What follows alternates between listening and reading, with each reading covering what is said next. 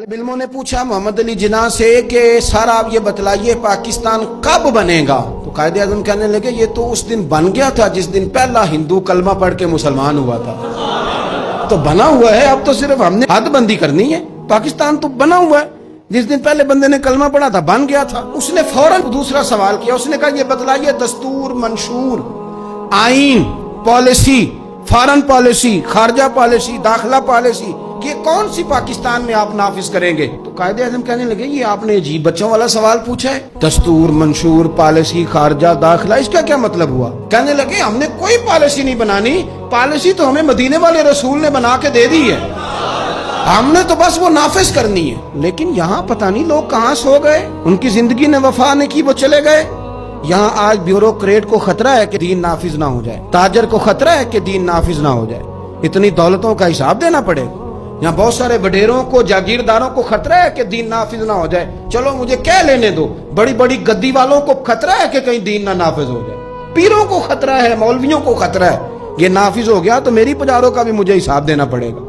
इंशराह सदर ही नहीं, हम मुखलिस ही नहीं इस काज के साथ। मैं बड़ी खुले दिल के साथ बात करता हूँ कि अगर ये सारे गद्दियों वाले भी जो बहुत सारे असेंबलियों में बैठे होते हैं और अपने अपने लीडरों की तारीफें कर रहे होते हैं, तुम बुजुर्गों की औलाद हो, तुमने बुजुर्गों के नाम पर वोट लिए, इज्जतें पाई, और आके सियासी लोगों की तारीफ करते हो, इससे आधी तारीफें भी तुम मदीने वाले रसूल की करते तो तुम्हारी दुनिया भी बन जाती और आखिरत भी बन जाती। तुमने पैदाइश कहाँ की, खाया किसका और तुमने निभाया किसके साथ, इस कदर देरोंगी।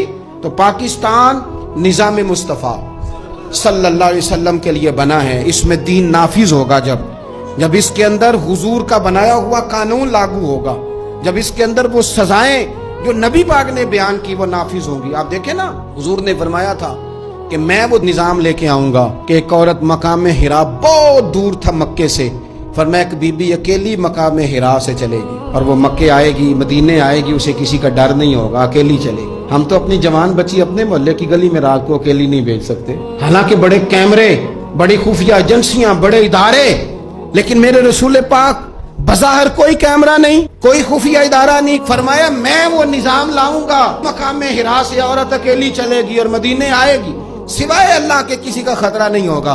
जनाब अबू हुरैरा कहते मैंने सुन लिया था, मैं मुंतजिर था कि वो वक्त आए। फिर जनाब उमर का जमाना, एक बीबी आई, वो ऊंट पे बैठी है और अपनी गोद में उसने गठड़ी कपड़ों की रखी है।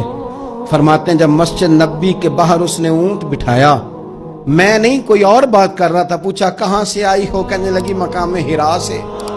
अकेली आई हो कि कोई साथ था, कहने लगी अकेली थी। का किसी ने कुछ कहा तो नहीं, कहने लगी कुर्बान जाऊं मदीने वाले नबी के निजाम पर। किसी ने आंख उठा के नहीं देखा, रोटी तो पूछते रहे, पानी तो पूछते रहे, सोने को जगह तो देते रहे, पर सारे मेरे इज्जत की नामूस के मुहाफिज रहे। हजरत अबू हुरैरा कहते हैं बीबी उस बंदे से बातें कर रही थी, मेरी आंखें छम छम आंसू बहा रही थी और मेरे जुबान से बार बार निकल रहा था अल्लाहुम्मा सल्ले अला मुहम्मदिन व अला आले मुहम्मद सल्लल्लाहु अलैहि। और साहिबो याद रखो, अभी तक बरादरी का सिस्टम है, अभी तक ऊंच नीच है, अभी तक लोग कहते हैं ये फलानी बरादरी तो ये फलानी बरादरी।